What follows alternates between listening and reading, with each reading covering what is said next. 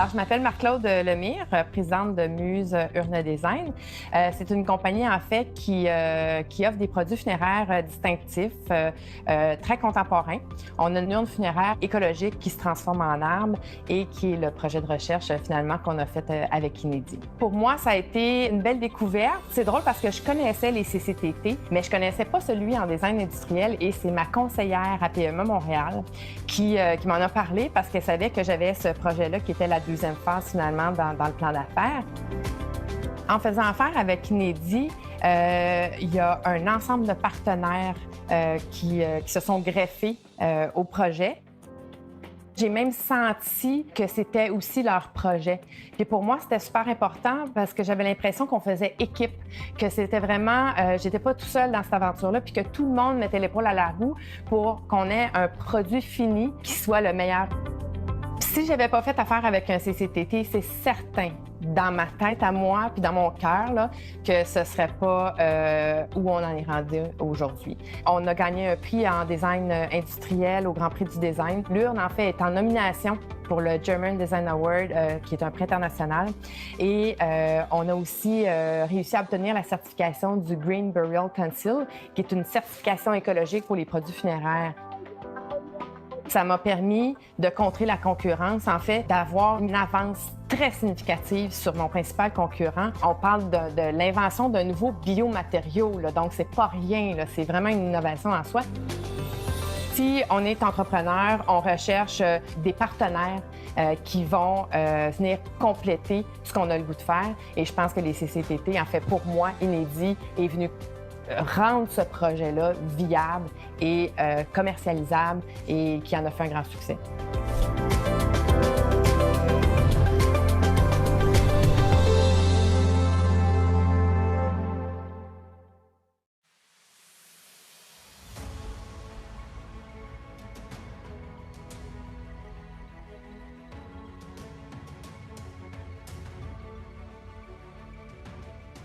Synchronex, c'est le réseau des 59 centres collégiaux de transfert de technologie et de pratiques sociales, les CCTT. C'est 1500 experts de l'innovation technologique et sociale qui travaillent à tous les jours avec les entreprises et les organisations d'ici pour les aider à innover davantage afin qu'elles soient plus efficaces, plus compétitives et plus productives.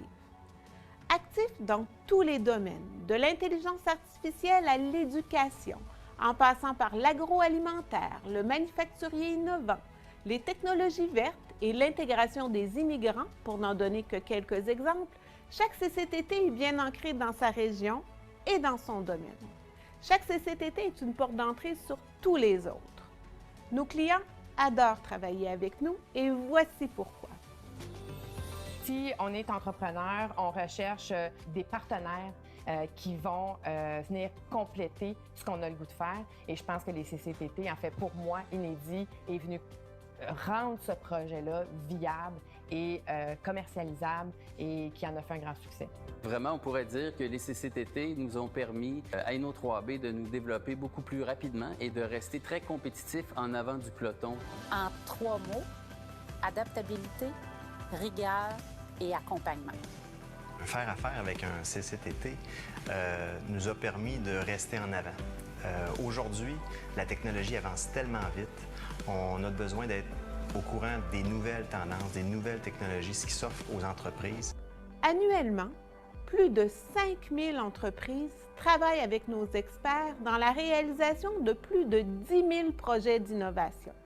Oui, l'essayer, c'est l'adopter. Nos clients apprécient tellement travailler avec nous qu'ils reviennent plusieurs fois. Vous aussi souhaitez innover? Améliorer vos produits, vos procédés ou vos processus?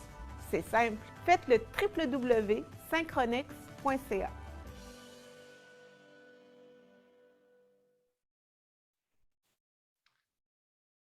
Alors, bonjour tout le monde, bon matin. Je me présente, Charles Milliard, je suis le PDG de la Fédération des chambres de commerce du Québec. Alors, je vous souhaite la bienvenue ce matin, en ce vendredi pluvieux sur Montréal, probablement sur la Nodière aussi, à cette tournée manufacturière virtuelle, donc des chambres de commerce, où on va parler justement de la situation du secteur manufacturier dans les temps assez exceptionnels qu'on connaît en ce moment.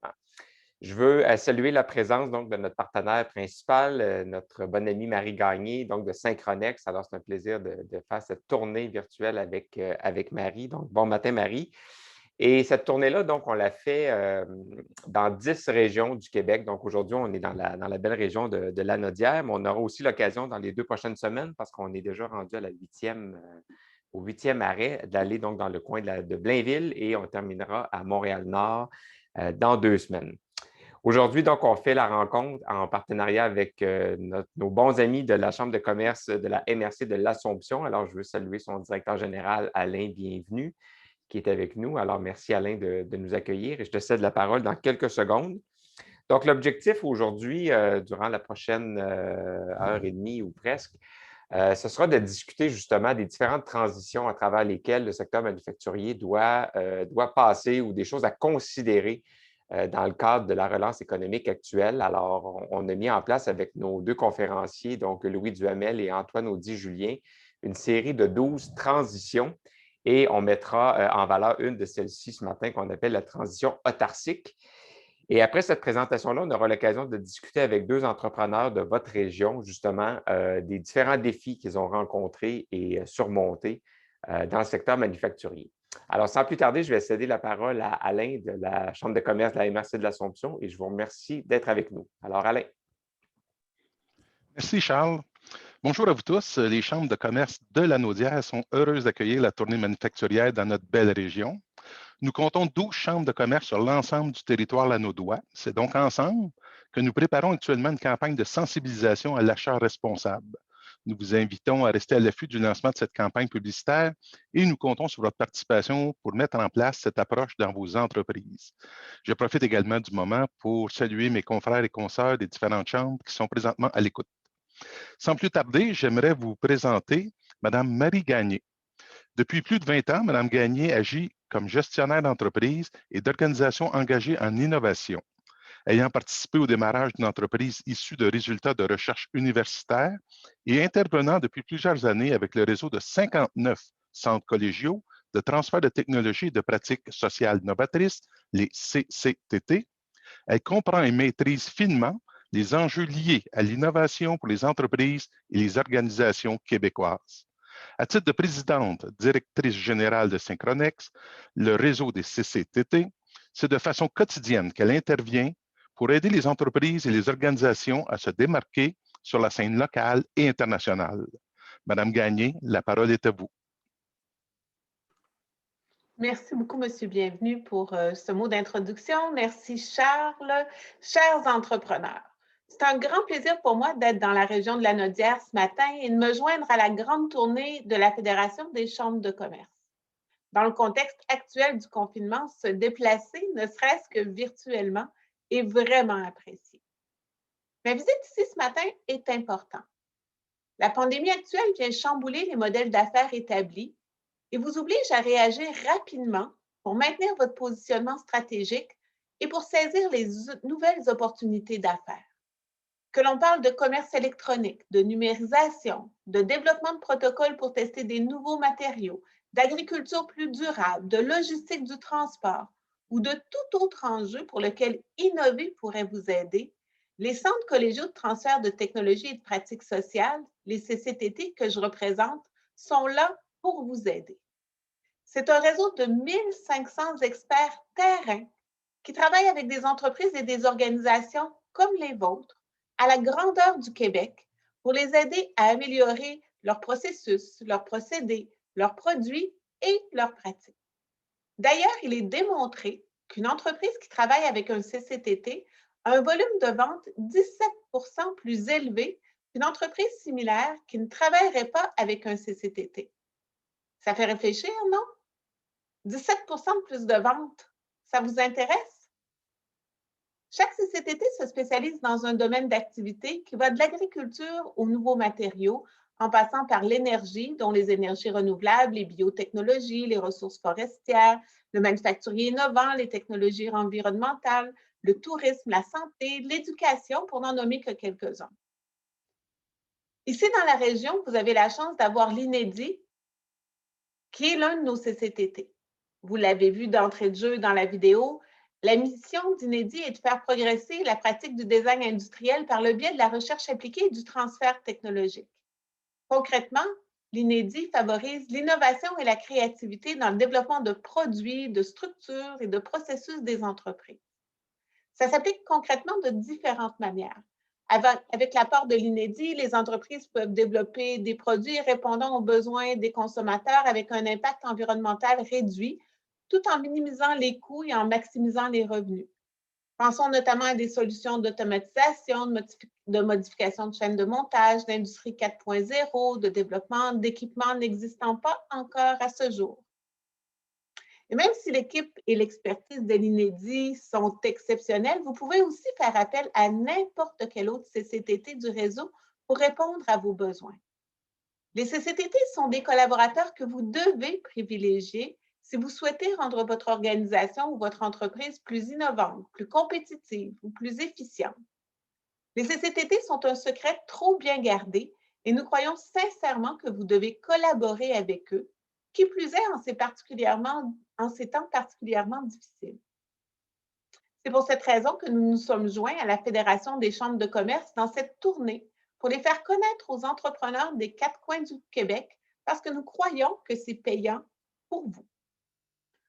De plus, en fonction des projets et des risques associés, certains programmes de financement avantageux pourraient s'appliquer pour la réalisation de vos projets avec les CCTT.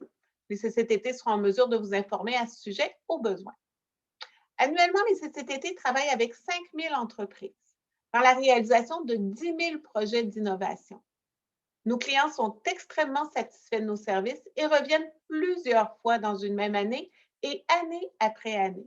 Car comme vous le savez, demeurer compétitif est une bataille de tous les instants. Donc, si vous souhaitez saisir de nouvelles opportunités d'affaires et que vous avez besoin ou envie d'avoir de l'aide, si augmenter vos ventes de 17 % vous intéresse, n'hésitez plus. Faites le www.synchronex.ca et vous trouverez des experts pour vous aider à devenir ou à demeurer plus compétitif. Monsieur, bienvenue. Je vous redonne la parole. Merci, Mme Gagné, et merci pour votre soutien qui nous permet de réaliser cette belle activité. Passons maintenant à nos conférenciers. J'invite donc M. Louis J. Duhamel, conseiller stratégique chez Deloitte et président sortant du comité manufacturier, innovation et exportation de la Fédération des chambres de commerce du Québec, ainsi que M. Antoine Audy-Julien, stratège d'affaires chez Deloitte, à prendre la parole. Alors, bonjour à tous et à toutes. Heureux de présenter aujourd'hui à l'Assomption, dans le cadre du 8e événement sur 10 de la grande tournée manufacturière virtuelle des chambres de commerce. D'abord, quelques mots de remerciement à la FCCQ et son PDG, Charles Milliard, qui a dû avoir une dure soirée hier, puisque c'était la 41e édition des Mercuriades, et on entend des commentaires, ma foi, élogieux. Ça a été un vif succès. Alors, félicitations, Charles, à toi et toute ton équipe. Je sais que c'est un travail monstrueux que d'organiser cet événement-là, et bravo. Je voudrais remercier aussi Marie Gagné, PDG de Synchronex, commanditaire en titre de la tournée, ainsi qu'à la Chambre de commerce de la MRC de l'Assomption et son directeur général, Alain Bienvenu, de nous avoir réunis ce matin ici avec toute la communauté d'affaires de Lanaudière. Notre ministre des Finances du Québec nous annonçait lors du dernier budget que la reprise économique serait, ma foi, vigoureuse. Un rebond de l'activité économique de 4,2 % serait attendu au Québec en 2021 et je crois qu'on peut se réjouir de ça. Par contre, l'année marquera également le retour au plein emploi. Ce sera donc de nouveau le jour de la marmotte, ma foi, quant à la pénurie de main-d'œuvre qui a causé tant de maux de tête à nos entreprises manufacturières lors des dernières années. Un sondage récent nous apprenait d'ailleurs que 94 % des entreprises québécoises estiment déjà avoir des difficultés à embaucher du personnel. COVID-19 oblige, il s'agit de la 3e version de l'ère des transitions, l'avant, le pendant et l'après. On peut maintenant voir la sortie de crise à l'horizon et il est plus que temps pour les entreprises de préparer un retour réussi à une certaine normale, ma foi, qui est encore difficile à cerner. Nous espérons y contribuer avec cet événement aujourd'hui. J'aurai le plaisir renouvelé de faire cette présentation en duo avec mon cher collègue Antoine Audy-Julien, celui qui n'est ni mon apprenti ni mon maître, mais simplement un compagnon d'armes irremplaçable.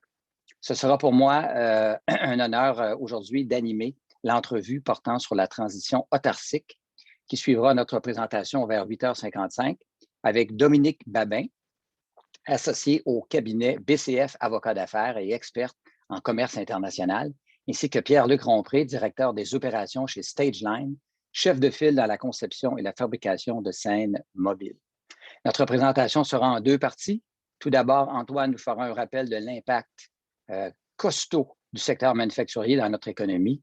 Et ensuite, suivra la présentation en duo des 12 transitions qui, selon nous, impactent le plus le secteur manufacturier québécois actuellement et dans le futur.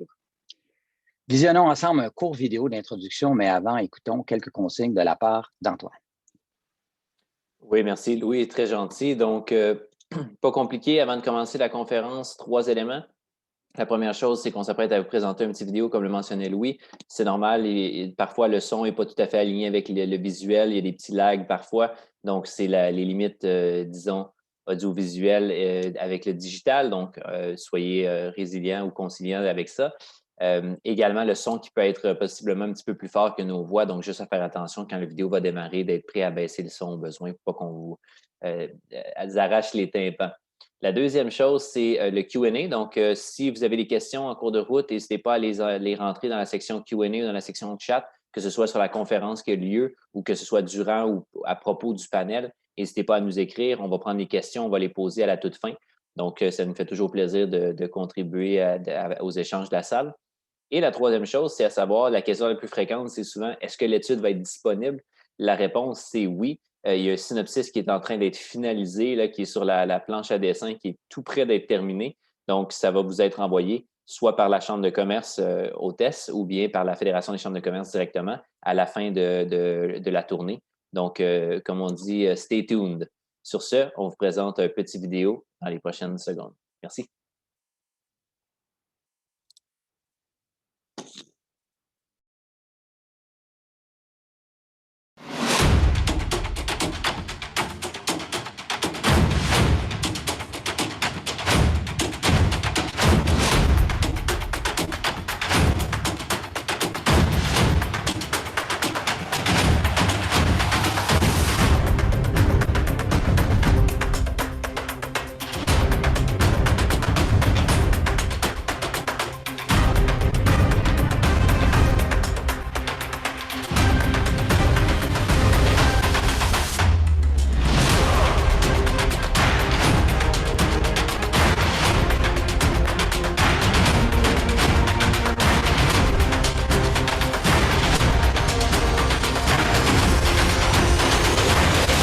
Face à une époque où la seule constance est la fréquence et la vitesse des changements, où produits, compétences et procédés sont appelés à sans cesse évoluer, où l'agilité est plus que jamais gage de pérennité, c'est à toutes les organisations que le défi est lancé.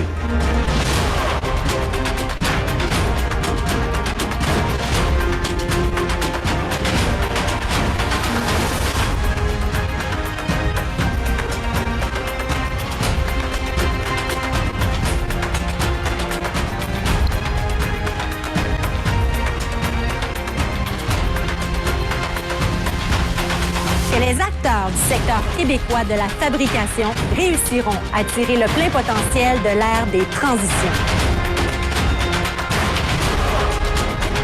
Au nom de Desjardins et de ses membres, à travers toutes les régions du Québec, je vous souhaite une excellente présentation. Alors, nous aimerions remercier nos commanditaires sans qui tout cela ne serait pas possible. Alors, tout d'abord, Desjardins, qui est présent pour les manufacturiers partout dans toutes les régions du Québec. Le Fonds de solidarité FTQ, un des portefeuilles manufacturiers les plus importants au Québec. Oui, ensuite, il y a également Nordastello, société d'ingénierie québécoise spécialisée en automatisation avancée, et Investissement Québec CRIC, la vice-présidence technologique d'Investissement Québec, en charge de la transition des entreprises vers le manufacturier innovant. Il y a également Dell, organisme d'appui et centre d'expertise industrielle ayant pour but d'accélérer la cadence de la transformation numérique des manufacturiers. Prima Québec, un pôle de recherche et d'innovation des matériaux avancés. la Société de développement économique de la MRC de Drummond, BCF Avocat d'affaires. Également, on avait manqué Prompt ici, qui s'occupe du financement de la R&D, de la cybersécurité et autres, CRIM, qui s'occupe de toute l'intelligence de marché au niveau de l'Internet des objets, Lino au niveau de l'optique photonique, qui est un grand centre fédéral de recherche et également de transfert technologique. Également, le cabinet de relations publiques nationales et son équipe manufacturière, le Centre de transfert d'entreprises du Québec a comme mission le défi du reprenariat, Processia, chef de file dans le domaine de la gestion du cycle de vie de produits et d'intégration de systèmes, Bridger, la plateforme numérique de maillage visant à assurer le virage numérique et technologique des entreprises, et finalement, le groupement des chefs d'entreprise, le réseau de propriétaires d'entreprises qui réunit et connecte les entrepreneurs afin qu'ils progressent par l'entraide. Maintenant, allons voir ces fameuses statistiques manufacturières qui démontrent tout l'impact que le secteur manufacturier a sur l'économie du Québec. Super. Donc, allons-y avec ça. Donc, la première chose, comme le disait Louis un petit peu plus tôt, c'est que le secteur manufacturier québécois a un impact majeur sur l'économie. Donc, c'est ce qu'on veut discuter ici. On s'est posé la question quand on a commencé la présentation, autant la première, la deuxième que la troisième version de notre étude. On s'est posé la question à savoir, tous les voyants étaient ouverts avant la crise sanitaire, secteur manufacturier plus dynamique que jamais, la création de richesses pour toutes les Québécoises, tous les Québécois. Est-ce que ça a changé? Est-ce que le secteur manufacturier a changé et n'est plus le moteur de l'atteinte des objectifs économiques du Québec?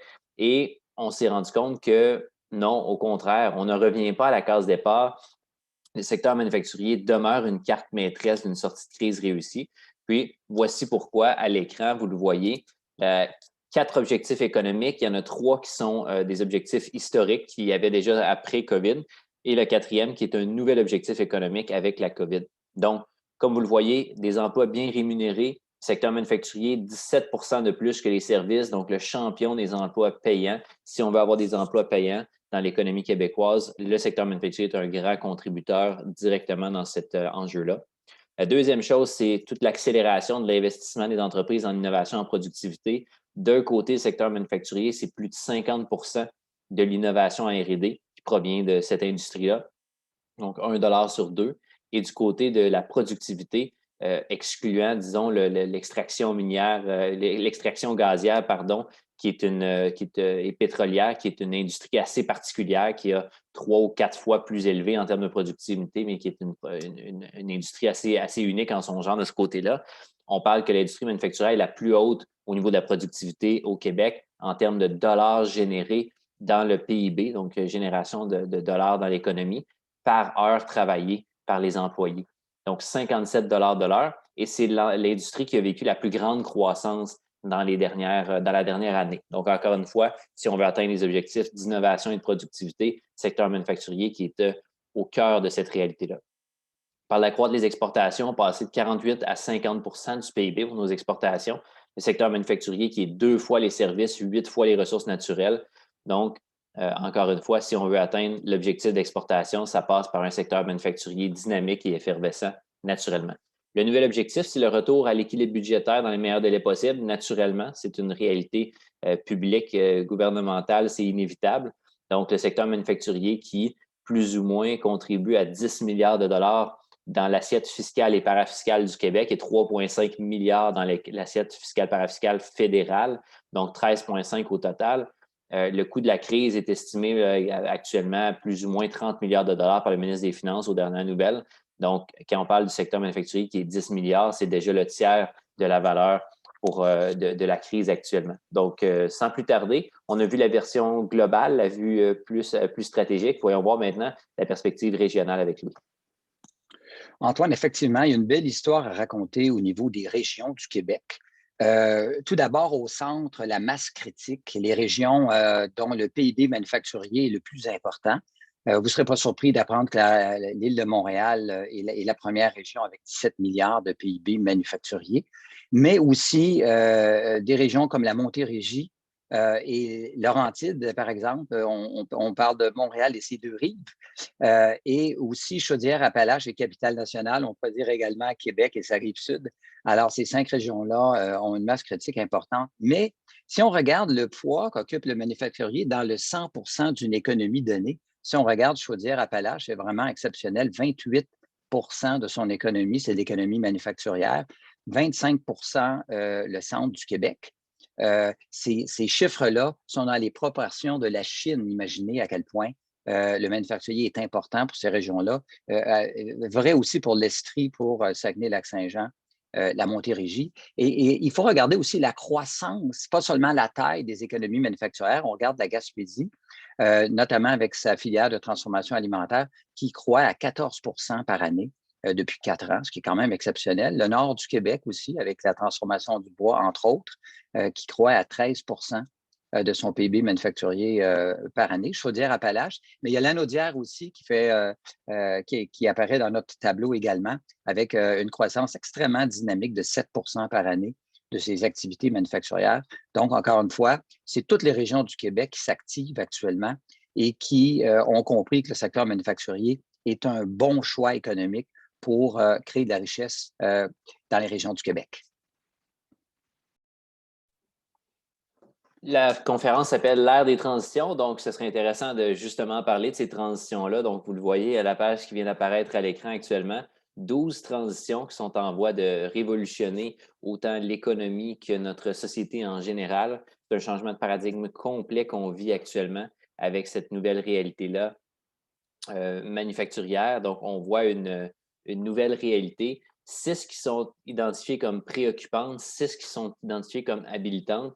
Les pragmatiques parmi vous vont dire, mais c'est ceux qui sont préoccupantes, pour moi, c'est des belles opportunités de révolutionner ma business. Bien, la réalité, c'est que vous avez bien raison, mais il en demeure pas moins qu'ils ont une petite tendance un petit peu plus préoccupante de l'angle qu'on les présente aujourd'hui. Donc, vous allez voir aujourd'hui 12 transitions. Il y en a 2 qui ont fait leur entrée. On en avait 10 originalement, donc la préventive, la communicationnelle, qui sont plus importantes que jamais, qui font leur entrée. De la façon qu'on va fonctionner aujourd'hui, on vous en présente 8 en rafale actuellement et ensuite les 4 autres qui vont être présentés un petit peu plus en détail tout de suite après. Donc, on en a choisi 4 qui fitaient bien avec la réalité de la région, ainsi que le panel aujourd'hui avec la transition vedette qui est la transition autarcique. Donc, on va se concentrer sur ces 4-là pour être un petit peu plus en détail. Mais avant d'aller sur les 4, faisons le tour des autres. Donc, la transition générationnelle, comme on le dit, le fameux grand dossier de reprenariat de la dernière décennie, l'œuvre inachevée. C'est sûr qu'en sortie de crise, on le sait, il y a des entreprises qui vont avoir vécu des moments plus difficiles, certaines vont être disparues, d'autres entreprises vont être nées de la crise et c'est tant mieux. Mais dans tous les cas, la majorité des entreprises qui vont avoir passé à travers vont avoir été fragilisées à certains égards à travers les perturbations. Donc, qu'est-ce que ça va être l'impact de la crise sur l'attitude d'un propriétaire cédant en fin de carrière? Ça reste à déterminer. Pour certains, l'attentisme et la patience vont primer. Pour d'autres, on va vouloir passer rapidement à autre chose et dire ça, c'est derrière moi. Je vais maintenant passer le flambeau, c'est le moment ou jamais. Donc, ça va être une belle opportunité pour les repreneurs, dans tous les cas, de faire des belles acquisitions. Est-ce qu'on va assister à un boom entrepreneurial manufacturier? Ça reste à voir, mais il y a des indices qui nous laisseraient peut-être présager que ce serait le cas. Au niveau de la transition inclusive maintenant, pendant un certain moment, il y a eu une hausse significative du taux de chômage, on ne se le cachera pas. Il y a eu des facteurs aggravants, d'autres facteurs aidants, mais dans tous les cas, il y a eu une hausse qui, au début, on pensait qu'elle allait perdurer. On pensait peut-être même à une fin de la pénurie de main-d'œuvre. Malheureusement ou heureusement, ça n'a pas duré. Donc, cette demande-là moins forte pour les travailleurs immigrants qui a changé et qui est revenue au galop. Donc, la réalité, c'est que l'intégration des travailleurs immigrants va demeurer la clé pour les prochains mois, prochaines années. La rétention des immigrants en région, qui était un enjeu pré-COVID, va demeurer critique, sans compter toutes les autres dimensions de l'inclusivité et de la diversité dans les organisations manufacturières et en général dans les autres organisations, même pour les services.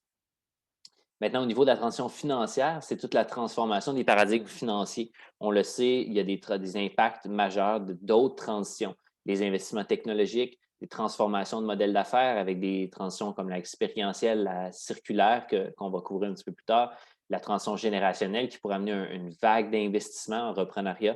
Donc, il y a beaucoup d'évolutions au niveau de la transition financière qui va faire en sorte que d'un côté, les entreprises, autant que de l'autre côté, les institutions financières vont devoir s'ajuster immédiatement et rapidement à cette nouvelle réalité-là.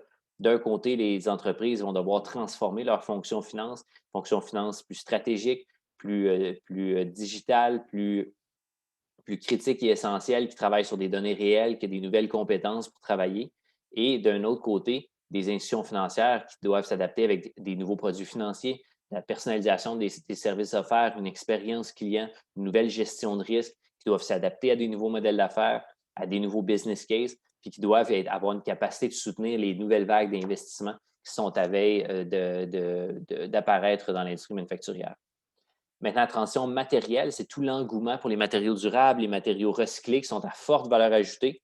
Donc, tout ce qui est d'un matériau avancé qui démontre des grandes propriétés beaucoup plus développées sur certains aspects du matériel. Donc, on voit que ça va se passer, entre autres, en synergie avec la transition circulaire, qui est la transition donc, de l'économie circulaire qui vise à moins disposer des matériaux et de les réutiliser plutôt comme un intrant. Donc, cette réalité-là, naturellement, qui vont aller de pair. Mais en plus de ça, toute la tendance vers l'allègement des matériaux, entre autres avec l'électrification des transports, ça va être un grand vecteur pour la transition matérielle, d'avoir des nouveaux matériaux. Sans oublier tous les matériaux qui sont reliés à la crise sanitaire. On en a vu beaucoup dans les médias. L'aluminium antimicrobien d'A3 Surface, entre autres, qui a fait les manchettes pendant un certain temps. L'aluminium anti-COVID, qu'on l'appelait à l'époque. Donc, cette réalité-là, encore une fois, qui va se développer largement, sans compter les autres applications des matériaux avancés. La transition régionale, maintenant, toute la pression financière sur les municipalités en sortie de crise, Investissement Québec qui est maintenant présent sur le terrain des 17 régions administratives, les gouvernements de proximité comme les municipalités, les MRC, les organismes de développement économique qui vont devoir ajuster leur offre d'appui pour demeurer pertinents malgré ces nouvelles perturbations-là dans l'écosystème, puis comment travailler en complémentarité de manière écosystémique plutôt qu'individuellement. La transition circulaire, justement, je faisais référence un petit peu plus tôt. Donc, la réponse économique au changement climatique, deux notions qui sont généralement opposées, va venir de cette transition circulaire-là. Donc, l'adoption du modèle circulaire qui, pour les entreprises, permet un beau positionnement différencié qui est très recherché par une clientèle qu'on voit en croissance actuellement, qui a un plus grand intérêt envers ça, dans un monde où on sait que les ressources amenuisent, c'est inévitable, puis où les rebuts de l'un peuvent devenir la matière première de l'autre. Donc, le principal facteur d'adoption du modèle circulaire, c'est sûr, ça va être la tendance marquée vers l'achat local, l'achat régional, puis aussi l'objectif d'avoir une utilisation maximale, efficiente de nos ressources pour éviter nos pénuries d'approvisionnement. Les deux dernières, donc la écosystémique qui va de pair avec la première qu'on va voir un petit peu plus en détail, qui est la transition technologique. Donc, la transition écosystémique, c'est tout l'écosystème d'affaires québécois qui est exceptionnel, qui est prêt à propulser l'ère des transitions. Donc, les entreprises qui vont pouvoir compter et qui peuvent aujourd'hui compter sur plusieurs fournisseurs stratégiques pour réaliser leur transition technologique, comme je l'ai dit un petit peu plus tôt. Donc, on est chanceux, on a un fort contingent au Québec de fournisseurs 4.0 pour accompagner les entreprises, qu'on passe par les grands partenaires de la tournée, Synchronex avec son réseau de 59 CCTT, qu'on pense à Investissement Québec CRIC, qu'on pense à Norta Stello, qu'on pense à d'autres. Il y a un fort contingent de partenaires. Et puis, cette réalité-là va devoir être mise de l'avant pour pleinement profiter de la transition technologique. Dernièrement, la transition communicationnelle. Donc, il y a des entreprises, surtout en B2B, qui sont souvent peu portées vers l'augmentation de leur notoriété, la promotion de leur image de marque. Donc, toute cette réalité-là fait en sorte qu'à l'ère des partenariats stratégiques, les entreprises vont devoir nouer des alliances, développer des relations, des bonnes relations avec les acteurs clés, que ce soit des partenaires privés, que ce soit des organismes à but non lucratif, des organismes de support, les gouvernements, pour pleinement profiter des différentes transitions qu'on présente.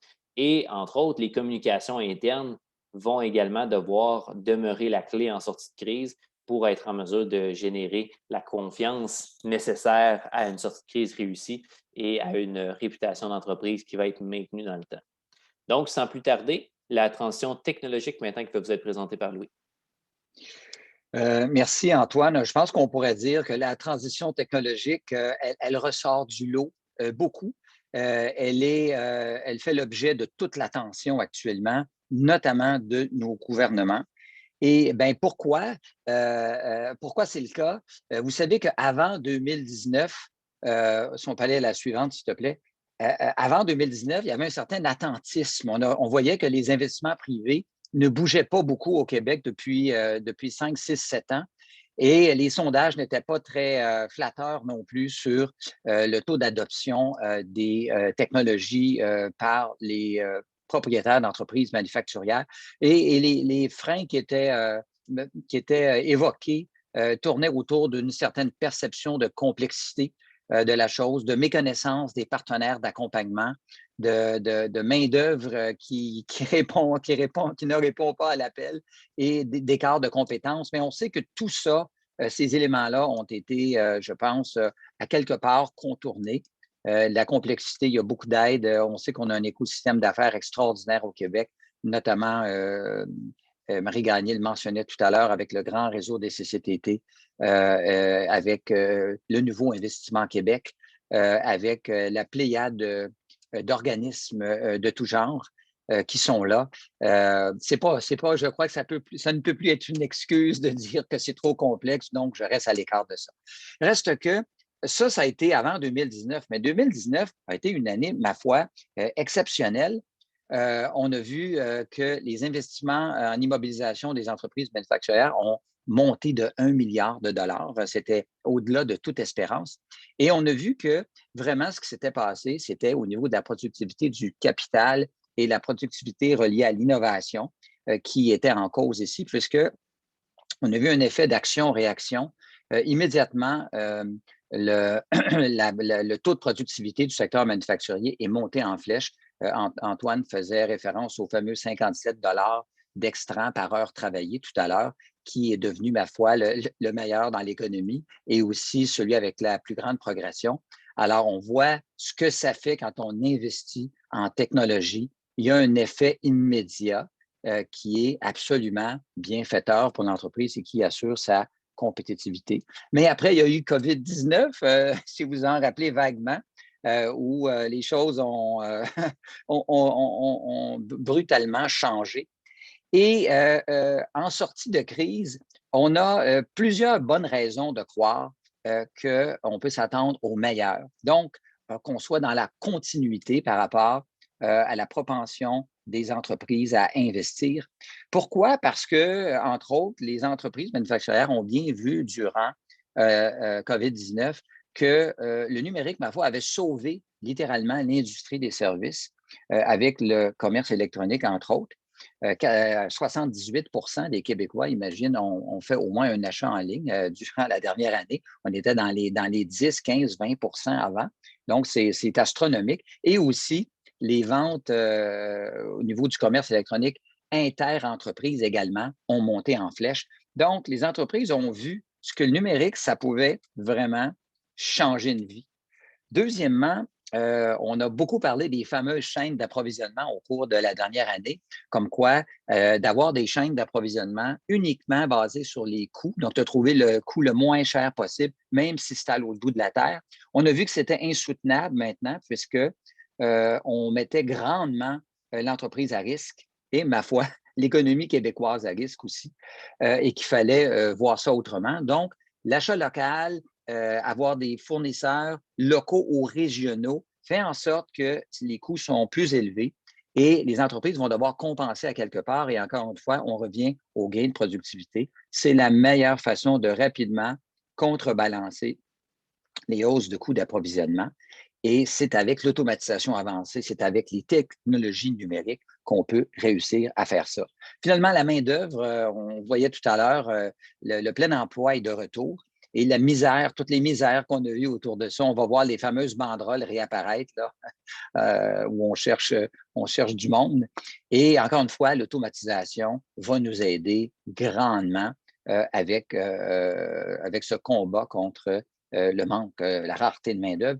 Et finalement, le financement gouvernemental, on a vu le dernier budget, 4 milliards d'annoncés pour assurer la transition économique, l'économie du Québec, et des mesures, une pléiade de mesures, notamment la fameuse offensive numérique du gouvernement qui a débuté il y a quelques semaines. Donc, il est clair que les gouvernements sont là en appui. J'ajoute le gouvernement du Canada aussi. Et aussi, une chose qui est assez intéressante, c'est peut-être contre-intuitif, mais il y a des statistiques qui sont sorties il y a quelques semaines, comme quoi les entreprises au Canada auraient accumulé 130 milliards de liquidités excédentaires durant la crise de COVID-19, notamment avec les programmes d'appui généreux de nos gouvernements. Alors, c'est plus que les ménages canadiens en passant. Alors, on se retrouve avec des conditions assez gagnantes, ma foi, pour la faire, cette transition numérique-là. Et donc, là-dessus, on ne peut qu'être très optimiste. Finalement, quoi faire? Déjà, les entreprises, je pense, sont assez bien sensibilisées. Si on n'a pas vu un article ou une conférence sur l'industrie 4.0, on était cachés, ma foi, dans une cave à quelque part, si on n'a pas vu ça depuis 3 ans. Et maintenant, on est vraiment à regarder les choses et à se faire un plan de match. Et où je pense, où il y a une opportunité pour les organismes d'appui et l'industrie des services professionnels, c'est à aider les entreprises à monter les dossiers d'affaires qui sont plus difficiles à évaluer compte tenu le numérique. Il y a beaucoup encore d'inconnus dans ça. Donc, évaluer les coûts n'est pas mince à faire. Évaluer les retombées, évaluer le temps de recouvrement. On s'est gâté avec des 12 à 18 mois, mais il va falloir qu'on commence à réfléchir en termes de 3 à 5 ans. Il y a toute une gestion du changement avec les employés. Il faut mettre l'humain dans le coup. On parlait de la complexité associée à tout ça. Donc, il va falloir voir les choses autrement, mais encore une fois, la chose financière est importante et il faut faire du sens avec ça. À toi, Antoine. Donc, merci Louis. Maintenant, parlons de la transition expérientielle. Donc, la transition expérientielle, c'est toute la notion de l'économie de produit qui est challengée maintenant par la nouvelle ère de l'expérience client. Donc, c'est toute la tendance marquée vers la servicification des produits qui fait en sorte que le produit devient de moins en moins la finalité, mais plutôt un contributeur à l'expérience client.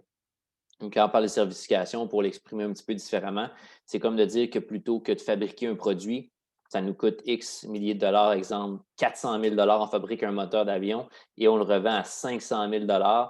En passant, je ne sais pas si c'est les vrais prix d'un moteur d'avion, c'est un exemple caricatural, vous comprendrez. On le revend à 500 000 $, on fait notre profit, c'est réglé, fin de l'histoire. L'acheteur prend le produit, l'utilise et c'est fin de l'histoire. Dans une autre alternative, on peut, exemple, vendre des heures de vol. Donc, finalement, on garde la possession du produit. On vend à 50 000 $, 100 000 $, 200 000 $ par mois. On met de la mise à niveau, on met de l'expérience autour de ça.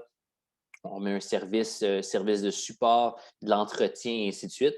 Et on arrive avec un mode de revenu récurrent qui fait en sorte qu'au fil du temps, on génère des revenus en tout temps plutôt que de générer un seul moment de revenu. Et ça fait en sorte également qu'on peut créer une meilleure expérience, on peut créer plus de richesse et on avantage également notre client en lui empêchant d'avoir un gros cash outflow à faire en un seul moment. Donc, toute cette tendance-là vers la servicification est toute orientée vers la notion de repositionner puis changer, adapter notre modèle d'affaires, comme ça a été le cas un petit peu pendant la COVID où les entreprises ont voulu rendre leur offre disponible, leurs produits et services disponibles en tout temps, à distance, avec des mesures un petit peu différentes, qui les a poussés vers cette logique-là de servicification, mais on peut aller encore plus loin. Il y a des entreprises qui le font déjà, d'aller encore plus loin dans cette direction-là. Donc, on sait que la transition technologique va être un grand accélérateur, un grand vecteur de transformation de ce côté-là. Et on pense que la transition donc, vers la servicification, vers l'expérience client, va être encore une fois un grand élément de changement dans l'industrie manufacturière. On sait également que les consommateurs, autant les citoyens, les entreprises que les sociétés publiques, consomment plus de la même manière. On a des consommateurs plus avertis, on a des consommations qui se font beaucoup plus en ligne, particulièrement en ce moment, mais ça va rester. On recherche beaucoup plus une expérience quand on utilise un produit, quand on achète un produit, que le produit lui-même.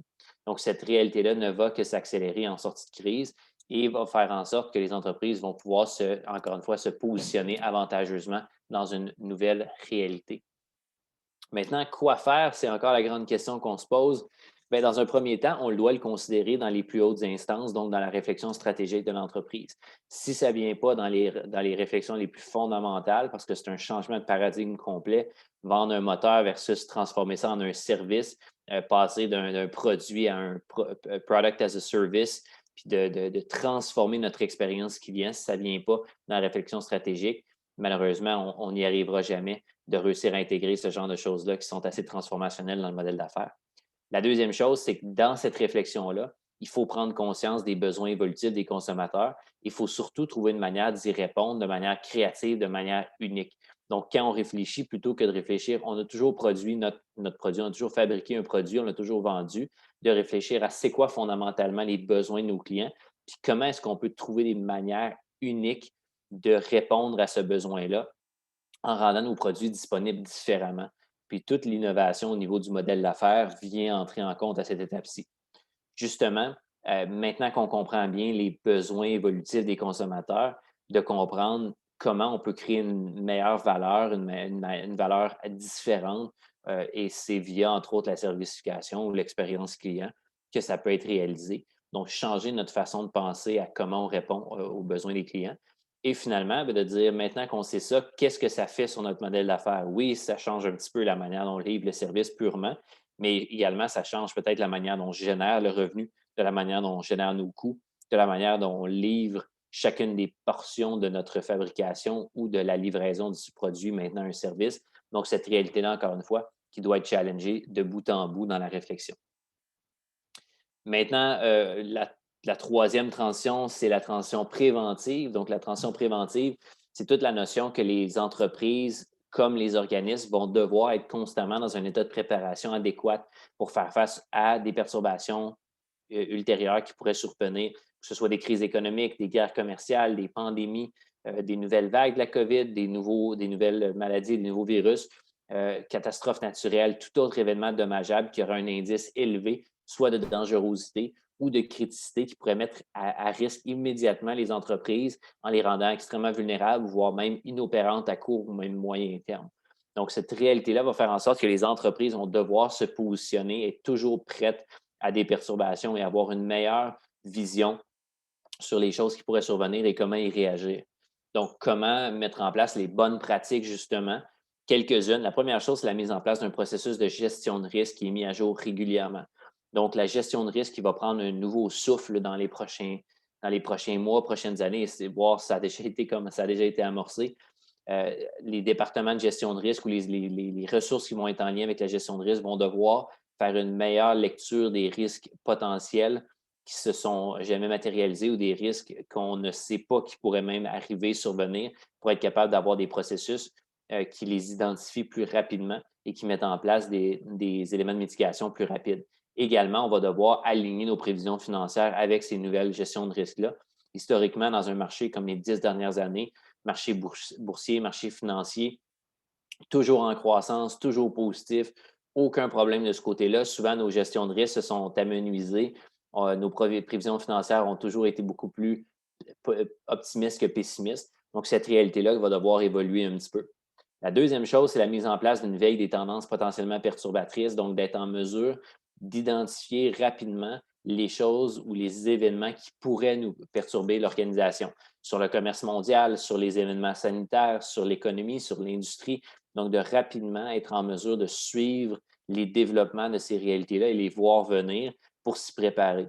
Donc, exemple, pour les entreprises qui suivaient la situation en Asie beaucoup plus au début, ont pu mettre en place des procédures rapidement qui leur ont permis de rester ouverts plus longtemps ou d'être moins affectés par certaines portions de la crise. Donc, cette réalité-là peut être mise à l'échelle pour toutes sortes de perturbations. Ça n'a pas besoin d'être des perturbations sanitaires, mais cette tendance-là d'être préventif et d'avoir une vigie va être critique.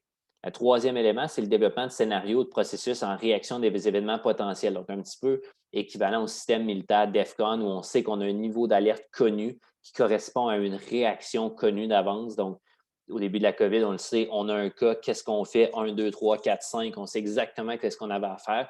Aujourd'hui, ça fait 1 an, c'est rendu dans les normes, c'est rendu dans la routine, on le sait déjà. Mais ça peut être réalisé pour toutes sortes d'autres perturbations au niveau de l'industrie, au niveau de l'économie, au niveau sanitaire. Donc, il y a beaucoup, beaucoup d'options, de choses qui peuvent être faites, mais d'avoir cette lecture-là, de dire on passe à travers ces choses-là en consécutif. Peu importe ce qui arrive, on sait qu'on est capable de se positionner, mais ça fait en sorte d'avoir un meilleur readiness et une meilleure tendance préventive. Puis, autour de tout ça, naturellement, c'est inévitable, développer un modèle d'affaires unique, difficilement imitable, qui est plus crisis ready. C'est également une façon de se prémunir de ces perturbations-là. Les stratégies de communication proactives internes et externes, un petit peu comme la transition communicationnelle, c'est essentiel, c'est critique. Et les stratégies de main-d'œuvre adaptées aux nouvelles réalités qu'on vit aujourd'hui. Naturellement, ça aussi, c'est inévitable et ça va être un game changer pour les entreprises qui vont savoir bien les adapter. Sans plus tarder, un survol rapide de la transition autarcique avant de rentrer justement dans notre panel. Donc, Louis, je te laisse. Merci, Antoine. En fait, la transition autarcique, elle fait partie de nos transitions préoccupantes, n'est-ce pas? Elle est avec nous depuis un certain nombre d'années. C'est une tendance lourde ici et ailleurs, ma foi. Autarcie, qu'est-ce qu'on veut dire par là? Mais c'est le repli sur soi. C'est le repli des nations sur soi. Donc, dans ça, il y a cet aspect de protectionnisme. Vous voyez sur le tableau à l'écran nos deux principaux partenaires qui sont critiques pour le Québec, pour le Canada, les États-Unis et la Chine. Vous voyez que notre dépendance aux États-Unis s'est accentuée, ma foi, au fil des ans. Plutôt que diversifier, on a fait le contraire, même si ça fait longtemps qu'on parle du besoin de diversifier nos marchés internationaux. On est à presque 76 de notre commerce est avec les États-Unis. On a vu l'augmentation au niveau de la Chine aussi, même si ça n'occupe pas tout l'espace correspondant à son potentiel. Reste que l'autarcie, c'est quelque chose qui n'est pas bon pour le Québec, pour le Canada. Nous sommes, Antoine le disait tout à l'heure au début, fortement dépendants comme économie des exportations. Donc, 48 de notre création de richesse vient de prendre de l'argent ailleurs puis de la ramener au Québec. Donc, il ne faut pas que ça cloche à ce niveau-là. Et on a toujours cru, on a toujours pris pour acquis, ma foi, qu'on serait capable d'avoir accès aux marchés, aux différents marchés mondiaux de manière assez facile. Ça a toujours été le cas. Le Canada, un pays, ma foi, qui n'a pas beaucoup d'ennemis, qui entretient de bonnes relations en général avec presque toute la Terre. Et donc, encore une fois, il faut reviser nos positions là-dessus. Ce n'est plus un acquis et il faut voir pourquoi. Donc, le protectionnisme, à quelque part, on parle beaucoup d'achat local ces temps-ci. C'est bien l'achat local et en sortie de crise, c'est une bonne idée. Mais encore une fois, on a la chance d'avoir des accords de libre-échange avec tous les marchés qui comptent sur la Terre. Donc, on est dans une situation très favorable, le Canada et le Québec. Et il faut trouver le juste équilibre et honorer nos engagements envers ces accords de libre-échange-là. On ne peut pas, nous aussi, se replier sur soi. Ce ne serait pas une bonne idée pour une petite économie. Les États-Unis peuvent se payer le luxe de faire ça. Ils ont le plus grand marché intérieur dans le monde. Mais nous, c'est un peu plus compliqué au Canada de faire ça. Il y a la politisation du commerce international. On voit ça de plus en plus. On pourrait dire au moins les pays ne se font pas la guerre, mais reste que les représailles sont souvent économiques. On a vu avec la dernière administration américaine le nombre de fois qu'on nous a imposé des tarifs qui nous ont fait mal au Québec, au Canada. Donc, on a vu des incidents politiques comme ce qui s'est passé avec les deux Michael, la crise des deux Michael au Canada, qui fait en sorte que nos relations avec la Chine sont plus tendues actuellement. Donc, et je pourrais en nommer beaucoup d'autres. Alors, là-dessus, la politisation du commerce, va falloir s'y habituer. La Chine, maintenant, pour parler quelques minutes de la Chine a de grandes ambitions.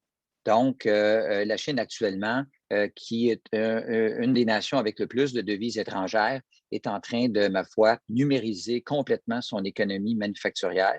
Donc, la Chine veut travailler sur des produits à plus forte valeur ajoutée, à plus forte intensité technologique. Donc, la Chine devient, ma foi, un concurrent féroce pour des économies sophistiquées comme celle du Québec, du Canada. Et donc, la Chine ne veut plus se contenter de remplir nos Walmart avec des produits bas de gamme. L'autre ambition de la Chine pour 2035, celle-là, et c'est dans les plans quinquennaux. Si vous vous donnez la peine de traduire les plans quinquennaux, c'est dit, ma foi, en toute transparence, c'est d'avoir des produits de qualité égale à ceux qu'on retrouve en Europe, aux États-Unis, au Canada et ailleurs. Et donc, la Chine, encore une fois, veut se démarquer par la qualité. Donc, on va avoir une autre phase de la Chine. J'espère qu'on va réussir à mieux s'y préparer que la première phase. Vous vous rappelez la phase de délocalisation 2004 jusque dans les années 2010. Là, on a eu 10 ans d'années assez difficiles par rapport à ça et il va falloir y voir. Donc, qu'est-ce qu'on fait maintenant? On fait quoi avec ça? c'est certain que la fameuse diversification des géographies devient plus critique que jamais. Je pense qu'on a un peu tardé j'exclus beaucoup d'entreprises, ma foi, qui font preuve d'exemplarité à cet égard. On va voir des entreprises établir des antennes dans des pays cibles afin d'être considérées locales aussi. Alors, dans la fameuse logique de l'achat local. Donc, probablement qu'on va voir plus d'investissements étrangers de la part même de PME. Certaines PME vont se mettre ensemble pour le faire, peut-être pour remplir un entrepôt ensemble. On va voir de la collaboration aussi, des tendances qu'on voit actuellement. Et les entreprises aussi doivent être plus vocales envers leur gouvernement, justement, par le biais de leurs associations, comme la FCCQ, par exemple, pour faire en sorte qu'il n'y a pas d'entrave au commerce et que les gouvernements s'assurent qu'on va avoir accès à nos marchés. Par rapport au gouvernement, ce qu'on attend d'eux, c'est d'avoir de bonnes relations avec nos grands partenaires commerciaux et assurer le respect de nos accords de libre-échange. On a vu qu'il y a souvent ce qu'on appelle, Dominique Babin va nous en parler tout à l'heure, les fameuses barrières non tarifaires qui sont assez pernicieuses. On ne les voit pas venir et on trouve à faire du chichi avec nos produits qui ne sont pas conformes d'une façon ou d'une autre d'après le pays acheteur. Alors ça devient problématique aussi. Et donc, il va falloir lever ces fameuses barrières non tarifaires et faire respecter nos accords de libre-échange. Voilà ce qui est attendu des gouvernements. Donc, un sujet chaud maintenant et pour les années à venir. Et on va justement pouvoir parler de ça tout à l'heure avec nos panélistes. Maintenant, en conclusion, j'espère qu'à vous aussi, il vous apparaît maintenant clair que le manufacturier est la carte maîtresse de la reprise économique au Québec et au Canada. Seul un secteur de la fabrication fort et résilient permettra d'atteindre la souveraineté manufacturière dans les secteurs névralgiques, permettant ainsi de préserver la sécurité nationale, de maintenir des emplois de qualité bien rémunérés, de créer de la valeur avec nos exportateurs, de miser sur l'innovation des procédés, des produits et de l'expérience client, et oui, d'apporter une contribution significative aux finances publiques puisque nos gouvernements en auront bien besoin. Nous croyons qu'une prise en compte des transitions évoquées aujourd'hui par les entreprises manufacturières permettra au secteur de la fabrication de jouer pleinement son rôle économique et augmenter ses chances de succès pour une sortie de crise réussie. Alors maintenant, allons au meilleur moment de l'événement, ma foi, soit de jaser de tout ça avec ceux qui sont sur la ligne de front tous les jours, soit en tant que conseiller, soit en tant qu'entreprise. Donc, allons maintenant au panel avec nos invités.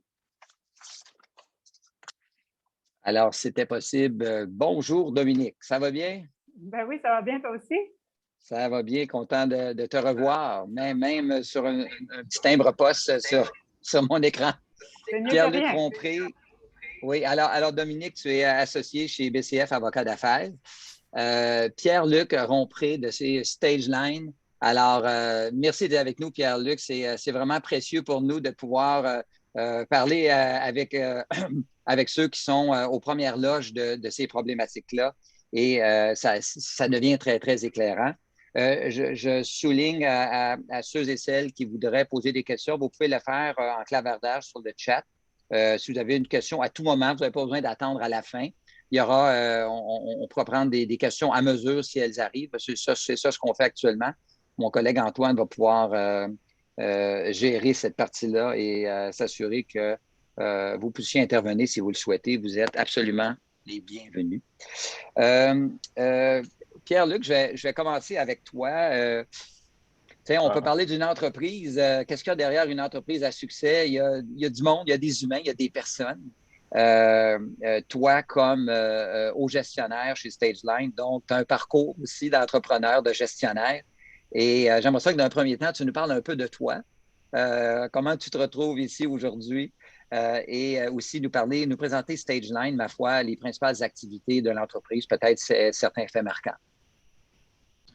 Super, merci. Écoute, je trouve que tu mets la barre haute, puis je vous ai trouvé très bon, en fait, dans votre présentation. Alors, on va essayer de faire de notre mieux ce matin. Parcours, parlez de moi. Donc, j'ai un parcours relativement très linéaire, assez standard, gradué de l'école, de l'université en ingénierie industrielle. Commencé mon parcours chez Stageline il y a 15 ans, occupé différents postes. J'ai toujours eu un attrait pour le commerce technique, tout ce qui était planification stratégique et puis gestion de projet. Donc, ça m'a amené chez StageLine à toucher à vraiment plein de choses, plein de projets extrêmement intéressants un petit peu partout à travers le monde. Il y a 3 ans, on a commencé un processus de rachat d'entreprise, en fait. Donc, j'ai eu la chance de participer, de devenir un repreneur chez StageLine. Donc, on a racheté différents actionnaires qui étaient chez nous. On a comme partenaire le fonds, que je vois qui sont des partenaires avec vous également dans la présentation ce matin. Et puis, Roanat, qui appartient à la Banque Scotia. Donc, voilà pour mon rôle, mon parcours, si on veut. Puis, StageLine, en gros, voulez-vous que j'embarque tout de suite dans StageLine, Louis? Oui, ça serait parfait. Oui, s'il te plaît. Cool. Alors, StageLine, en gros, on est une entreprise manufacturière. On design, on conçoit, on fabrique des équipements scéniques spécialisés qui sont mobiles, un peu comme des transformers qui se déploient. Vous en avez un exemple dans le background derrière moi, en fait, qui est une de nos équipements. Puis, après ça, on a 3 lignes d'affaires. Donc, on les vend un peu partout à travers le monde. On est dans plus de 50 pays. On a également une division de location dans laquelle on loue nos propres produits. Donc, on a une flotte d'environ 150 équipements. On fait 1500 événements plutôt à travers l'Amérique du Nord à chaque année. On touche les 2 côtes. C'est principalement Canada et États-Unis au niveau de la location. Puis notre 3e division d'affaires est au service après-vente, en fait, pour soutenir tous nos clients un peu partout à travers le monde. C'est quand même un bon volume. Donc, c'est notre 3e ligne d'affaires. On est présent dans plus de 50 pays. Je l'ai mentionné, 90% de nos revenus sont générés hors Québec. Donc, pour nous, l'exportation, extrêmement important. Sans l'exportation, une entreprise comme la nôtre ne pourrait pas survivre au Québec. On est présentement, pour vous donner un exemple, on est présentement au Japon avec la tournée de la flamme olympique pour les Olympiques qui arrivent cet été. C'est un projet qu'on fait à chaque fois qu'il y a un Olympique, peu importe où à travers le monde depuis plus de 20 ans. Puis malgré tout ça, en fait, on est très vertical. Tout est fait à partir de l'Assomption ici en banlieue de Montréal, tant au niveau du développement des affaires que de la fabrication, que de l'exportation. Puis on a un focus en plus sur l'achat local. Fait que malgré tout ça, on génère des revenus à travers le monde. Puis on essaie en fait de supporter notre région, notre municipalité. 80% de nos employés vivent dans un rayon de plus ou moins 20 km de nos bureaux. Donc, c'est un aspect fort là, sur lequel on essaie de pousser. Voilà, en gros, en 2 minutes. Bien, ça me fait plaisir d'entendre 50 pays parce que quand on parle de diversification des marchés internationaux, bien, c'est exactement ce que vous faites. Et quand on parle de se dérisquer d'une géographie ou d'une autre, parce que des fois, on est habitué, la culture d'affaires nous ressemble, et puis on se complaît dans ça un peu, puis on essaie d'en avoir plus au même endroit, parce que, dans le fond, pourquoi se la jouer difficile quand elle pourrait être facile? Mais je pense que en tout cas, je suis content d'entendre ça, parce que vous avez bien compris que de cette façon-là, il pourrait y avoir des perturbations, mais les chances que ça vous jette par terre sont faibles. Alors, là-dessus, bravo de donner cet exemple-là. Dominique, maintenant, ça fait 2 fois qu'on fait des panels ensemble et puis je suis toujours content parce que tu as une telle maîtrise du sujet que ça fait des belles conversations. Parle-nous un peu de ton rôle chez BCF, peut-être aussi toi un peu ton parcours, puis ta pratique finalement par rapport à l'international un petit peu. Comment on pourrait la nommer et la décrire? Oui, bien, merci beaucoup d'abord pour l'invitation. Ça me fait plaisir, moi aussi, d'être là. Tu te souviens, j'étais là à la première tournée virtuelle des manufacturiers il y a 1 an, presque exactement, aujourd'hui. Les temps ont changé, mais je suis encore dans le même bureau. Moi aussi. Donc, moi, je suis une avocate en droit corporatif, commercial chez BCF. Ça fait 20 ans que je pratique, ça ne me rajeunit pas. Ce qui me distingue peut-être, c'est que j'ai travaillé comme avocate en entreprise pendant quelques années pour une entreprise dont, premièrement, qui était dans le secteur de la défense, donc qui est extrêmement réglementé, puis qui est sujet à plusieurs mesures protectionnistes de plusieurs gouvernements, mais qui avait 90% de ses affaires à l'extérieur de l'Amérique du Nord. Donc, ça créait certains enjeux qui, du point de vue juridique, étaient particulièrement intéressants. Mais aujourd'hui, là, j'aide des compagnies dans plusieurs secteurs, mais surtout manufacturiers, sciences de la vie, dans leurs transactions de toutes sortes. Mais comme tu le disais, les compagnies québécoises, pour réussir et pour grandir, ne peuvent pas se restreindre au Québec. Donc, je les aide dans leurs projets beaucoup à l'international, puis à essayer de régler le paquet de casse-tête puis de spaghettis juridiques que j'appelle qui peuvent se présenter à eux pour essayer d'être le plus agile possible puis de saisir toutes les opportunités qui peuvent se présenter sans se mettre à risque à plus long terme. Évidemment, je ne suis pas toute seule. Là. Chez BCF, on est environ 300 professionnels qui couvrent tous les domaines. Puis dans le domaine de l'exportation, là, on a tout un groupe de mobilité globale qui aide les employés à se déplacer à travers le monde pour aller réaliser des projets. Mais aussi la fiscalité, la propriété intellectuelle aussi, on pourra en parler dans les mesures non tarifaires, là, mais qui sont vraiment des éléments essentiels pour permettre aux entreprises de pouvoir exporter et prendre la croissance. Dominique, j'ai commencé, on va rentrer dans le vif du sujet, peut-être que tu nous brosses le tableau un peu. Tu sais, on parle de protectionnisme, on dirait que c'est à multiples visages. Ça, le protectionnisme, ça se vit sur différentes formes. J'aimerais ça que tu nous brosses un peu des choses que tu vois souvent, quand le protectionnisme se montre le bout du nez, c'est sous quelle forme habituellement? Puis, est-ce que c'est pire qu'avant? Est-ce qu'il y en a toujours eu, puis il y en a encore? Je serais content sur le côté gradation de ça. J'aimerais ça que tu m'en parles. Mais commençons par dire des choses que tu vois le plus, là, des dossiers, ça revient souvent au niveau du protectionnisme.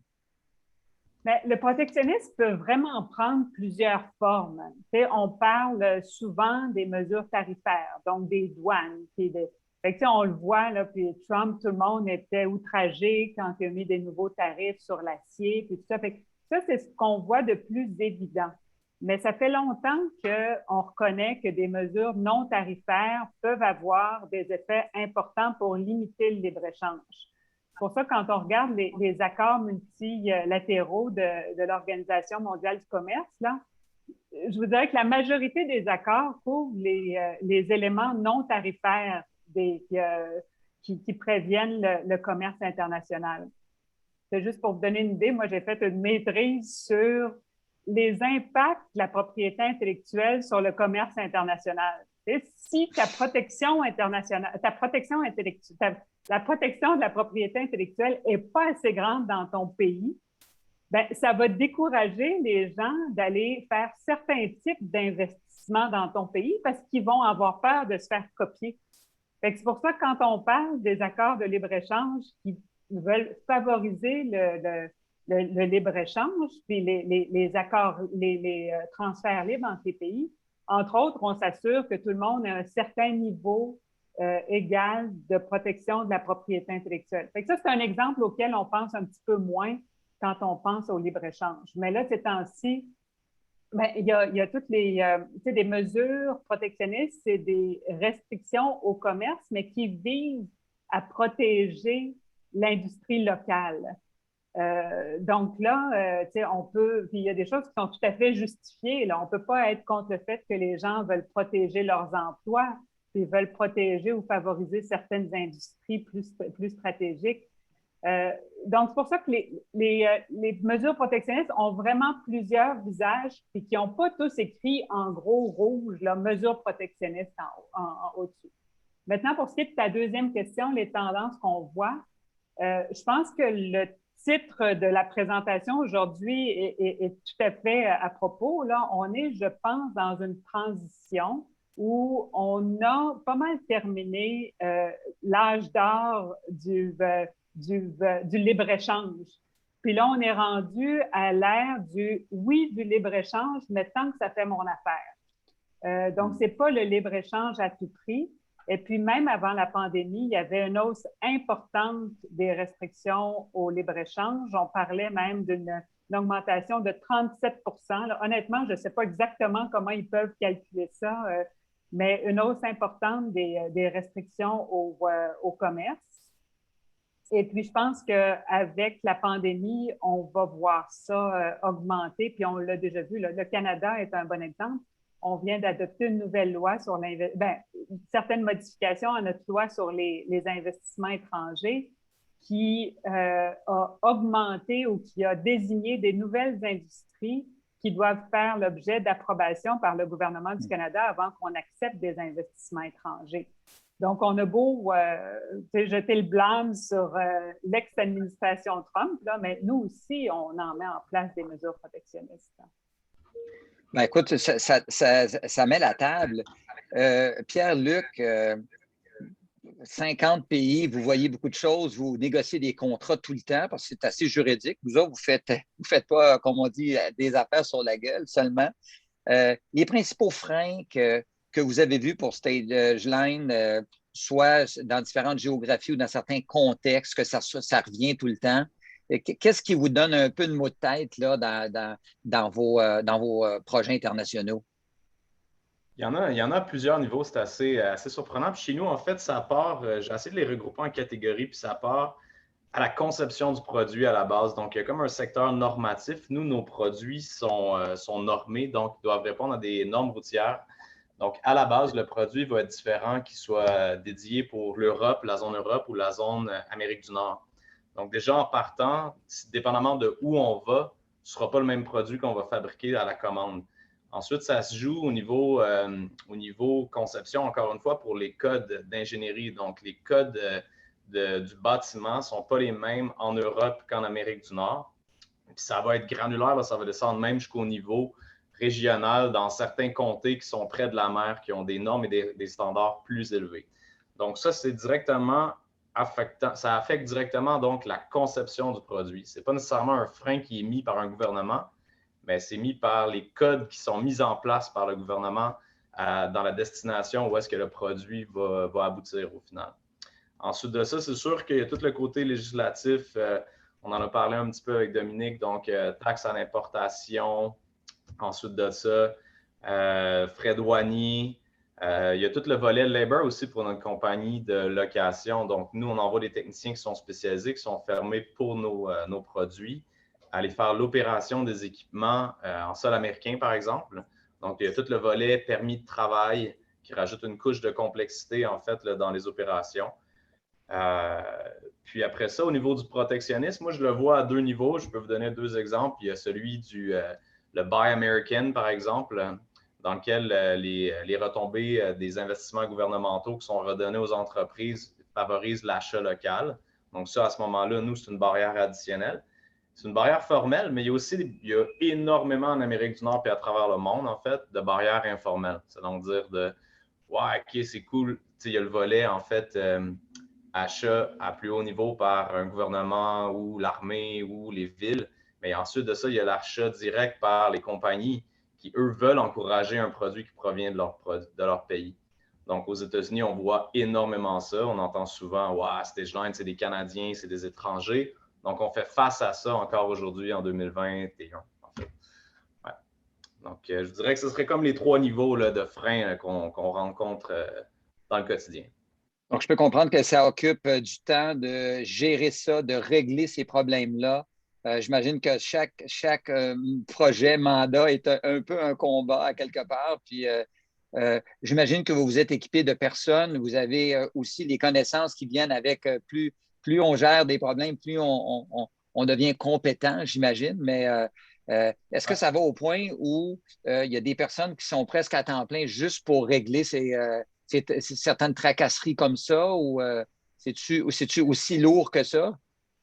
J'adorerais ça, Louis. On reste quand même encore une fois une PME. Donc, non, c'est vraiment c'est une expertise puis une connaissance qui est partagée, qui vient avec l'expérience des années. Oui. Puis, j'adorerais ça avoir une personne dédiée à régler ces enjeux-là, mais non, c'est vraiment fait directement par les équipes commerciales. C'est fait par les équipes d'ingénierie. Puis, à ce moment-là, c'est vraiment un savoir qui est partagé au sein de l'entreprise.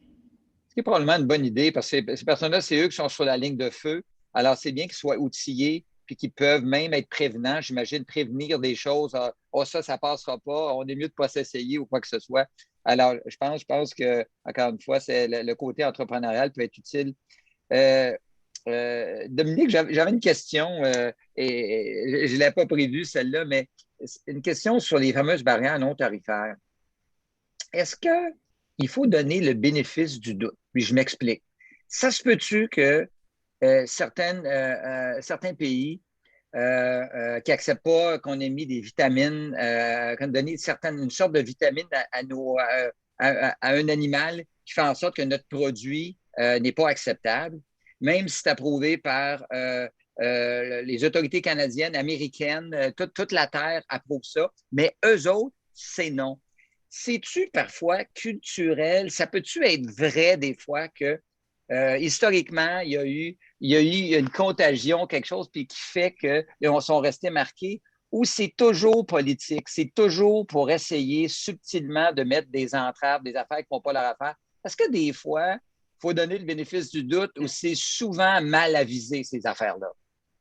Ça, c'est une question philosophique, hein, Louis? Oui, oui, elle est très philosophique, mais je ne sais pas, ça me je dirais hante que un moi, peu. comme personne, j'ai tendance à donner le bénéfice du doute. Mais ça, c'est plus mon approche confiante personnelle. Maintenant, premièrement, les lois sont le reflet d'un certain consensus dans une société.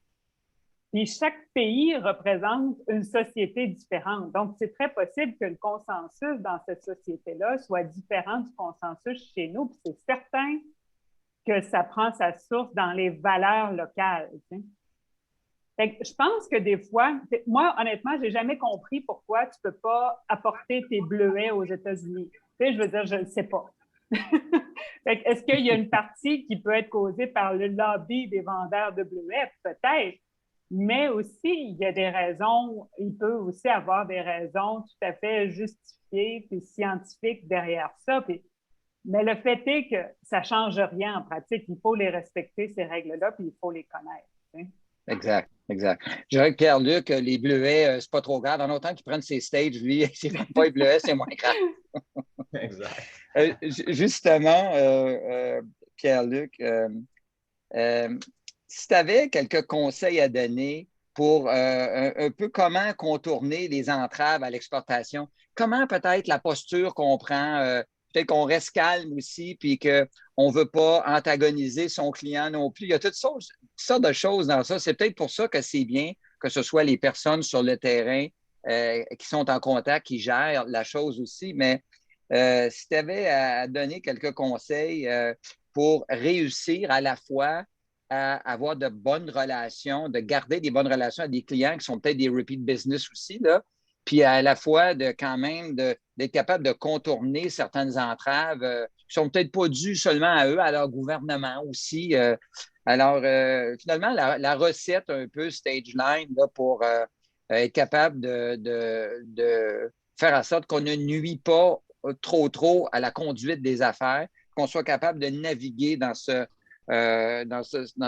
bouillabaisse là, de complications réglementaires, juridiques, fiscales, etc., qui compliquent les choses. Je comprends bien ta question. Puis en fait, la réponse, c'est qu'il n'y a pas de solution miracle. C'est que ça prend à la fois un produit à valeur, un produit et un service, dépendamment de ce qui est fait, à haute valeur ajoutée, puis qui soit convoité en fait par le end user puis le client. Puis ensuite de ça, que ce produit ou ce service-là soit soutenu par une équipe qui a de l'expertise, qui a de la profondeur, puis qui soit en mesure de bien le mettre en marché. Ça, c'est une chose. Puis de bien le défendre, en fait, là, pour combattre ces barrières de protectionnisme-là. Puis ensuite de ça, c'est sûr que ça prend une présence locale. Donc, tu sais, Canada, États-Unis, pas le choix d'avoir des compagnies américaines, pas le choix d'avoir la structure corporative adéquate là, en arrière là, pour soutenir l'entreprise. Que ce soit la structure des compagnies, les holdings, que ce soit les contrats avec les bons incoterms, que ce soit, j'en ai plein d'autres, les bons pare-feux en fait en place aussi pour protéger l'entreprise. Puis ça, à ce moment-là, ça ne peut pas non plus être un savoir qui est détenu 100% à l'interne. Donc, nous, on a nos équipes en fait là, de consultants là, qu'on va aller solliciter aux besoins. BCF en faisant partie d'ailleurs. Puis, moi, j'aime aussi beaucoup avoir des experts locaux. Donc, dire que si on a un problème d'immigration, un problème de permis de travail pour aller aux États-Unis, mais on a un avocat en immigration aux États-Unis qui est un expert dans son marché. Les États-Unis, c'est un exemple facile, mais si on s'en va au Japon, par exemple, là, ça rajoute une autre couche de complexité. Donc, avoir un support qui est local, qui provient du Japon, qui connaissent leur réglementation locale, c'est aussi là, un atout qui est vraiment indéniable là, pour arriver à dénouer certaines situations un petit peu compliquées. Puis au final, j'ai mentionné produits valeur ajoutée, j'ai mentionné l'équipe, la profondeur, les experts. C'est sûr qu'en tant qu'entrepreneur ou en tant qu'opérateur dans une compagnie, il faut avoir une bonne tolérance au risque et au stress. Parce que peu importe ce qu'on fait, au final, il va toujours avoir une zone d'ombre puis un petit peu de zone d'inconnu. Puis pas le choix, on embarque dans le bateau, puis on y va. Puis quand la surprise arrivera, on trouvera la solution. Là, donc, il faut être quand même un petit peu pompier pour être capable d'éteindre des feux à la toute dernière minute. Là. Peu importe ce qu'on fait, il va toujours avoir des surprises. Oui, c'est ça, il faut être résilient dans ça. Oui. Donc, ça serait une recette en 5 points, Louis. Oui, non, mais écoute, je prends des notes. Est-ce que toi, par rapport aux différentes tracasseries administratives et tout ça, est-ce que tu le donnes le bénéfice du doute? Est-ce que tu pars avec cette posture-là que, je comprends qu'ils peuvent penser comme ça, ou tu dis, ah, ça y est, qu'est-ce qu'ils vont m'envoyer encore cette fois-ci? Ou est-ce que toi, tu essaies d'être constructif avec ça, là? Je suis comme Dominique, je donne le bénéfice du doute, en fait. Là. Puis, tu sais, quand on le regarde, puis à l'inverse, on regarde chez nous, puis on prend des exemples comme le métro de Montréal, puis on regarde l'expertise locale qu'on a chez nous, puis les argents qui sont investis par les gouvernements. Je comprends, en fait, là, la volonté de vouloir protéger les emplois, puis de vouloir solliciter l'expertise locale pour la garder chez nous. Donc, en même temps, comme je dis, ça revient toujours à un produit à haute valeur ajoutée, un service d'expert, puis à ce moment-là, un produit qui est convoité, peu importe la barrière qui est mise, si le client et le end-user, c'est ce qu'il veut acheter au final, c'est ce qui va se passer. Donc, il faut avoir une offre de service qui est sexy, puis il faut être en mesure là, de défendre son produit bec et ongle.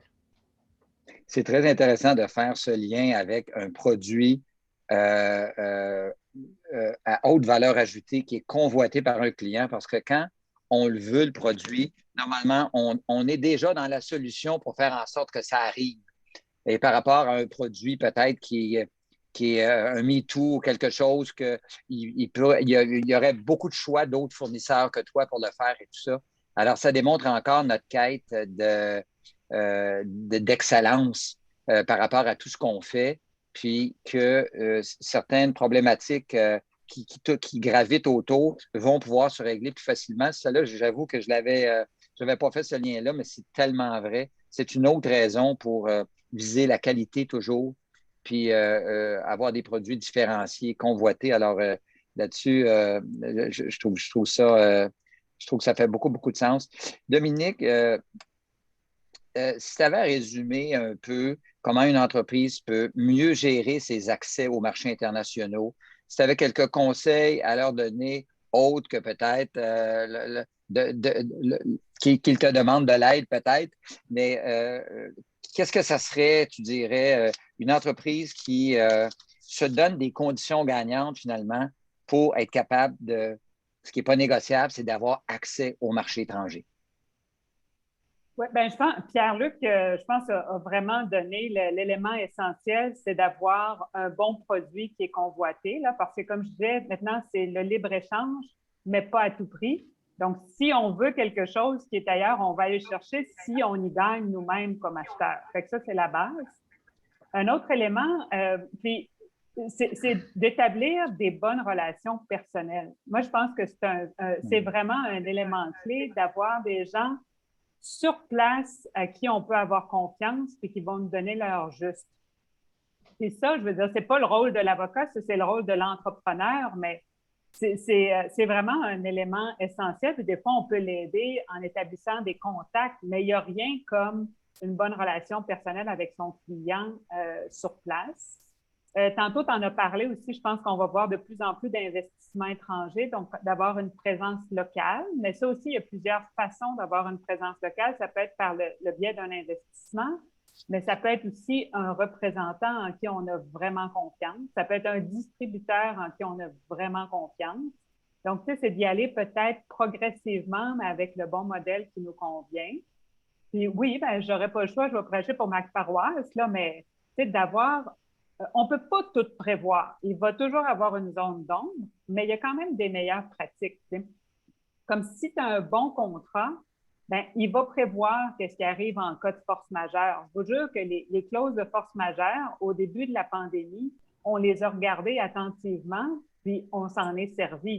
Mais on n'avait pas prévu au moment de la rédaction du contrat qu'on aurait une pandémie. Mais il y a quand même des concepts qu'on peut essayer de gérer les risques avec des bons contrats. Puis l'expérience qui s'est accumulée au fil des années de la pratique du droit dans l'ensemble de la société, je veux dire, il faut en bénéficier aussi. Là. Pas d'essayer de réinventer la roue. Là. Il y a quand même des concepts qui existent qui peuvent être utiles. Là. Et comme tu dis, raison de plus avec tout ce qui se passe actuellement, d'avoir un bon contrat. Parce que si tout n'a pas été prévu, actuellement, ben, on peut avoir des problèmes. Donc, plus que jamais. Si ce n'est pas prévu dans le contrat, ça va être le droit commun, ça va être la loi locale, ça va être, puis est-ce qu'on l'a examiné en détail? Je ne sais pas. Fait que c'est beaucoup de gestion de risque, puis les contrats en font partie, ça c'est certain. Tout à fait. Il nous reste 2 minutes. Pierre-Luc, est-ce que c'est important, je pense que tu as mentionné tantôt l'importance de se faire accompagner, même dans l'écosystème d'affaires au Québec. Il y a beaucoup d'associations manufacturières et autres. Il y a beaucoup d'organismes au Québec qui gravitent autour des exportations, des services aux entreprises. Est-ce que c'est important d'activer ces liens-là aussi parce que souvent, ils peuvent représenter tes intérêts. Si un de tes marchés cruciaux, tu vois qu'il y a des tensions avec le Canada, là, tu dois mal te lever le matin en te disant « Mon Dieu, qu'est-ce qui se passe là? Faudrait pas que ça nuise à mes affaires. » Est-ce que c'est quelque chose auquel vous pensez parfois de pas seulement vous battre comme seule entreprise, mais d'essayer de joindre des forces plus grandes de façon à assurer que finalement, les conditions vont demeurer favorables pour la conduite de vos affaires dans vos marchés avec vos clients actuels? Oui, puis on utilise, d'un côté, j'ai un exemple qui me vient en tête là, par rapport à ta question, puis on utilise beaucoup les délégués commerciaux, puis les représentants d'affaires qui sont présents localement, implantés par le gouvernement du Canada dans les différents pays. Donc, pour aller les solliciter, puis aller chercher le pouls, pour aller chercher des conseils par rapport à certaines transactions qu'on est en train de conduire à l'international. Me vient en tête là, un exemple récent qu'on est en train de négocier au Nigeria, puis que le bureau local du gouvernement nous épaule donc pour répondre à certaines questions et certains doutes qu'on a. Puis, donc, c'est un des exemples. Donc, oui, il faut les outils sont là, le support est là pour les entrepreneurs, puis c'est bien d'y avoir accès puis de les utiliser parce qu'il y a une expérience qui est partagée là-bas qui est hautement valable pour les entreprises. Bien, Pierre-Luc Rompré, StageLine, Dominique Babin, BCF, avocat d'affaires, merci à vous deux de nous avoir permis de voir plus clair, de s'assurer qu'on se donne des bonnes conditions pour réussir à l'international dans un monde plus complexe qu'avant. Et c'est, comme je disais tout à l'heure, ce n'est pas négociable. On se doit de réussir à l'international si on veut créer des entreprises fortes qui sont en croissance et qui jouent leur rôle de moteur économique. Merci à vous deux. Je pense que vos propos sont très éclairants et j'espère que les entreprises qui nous écoutent ou qui vont voir le vidéo par la suite vont pouvoir profiter de vos bons conseils. Merci encore à vous.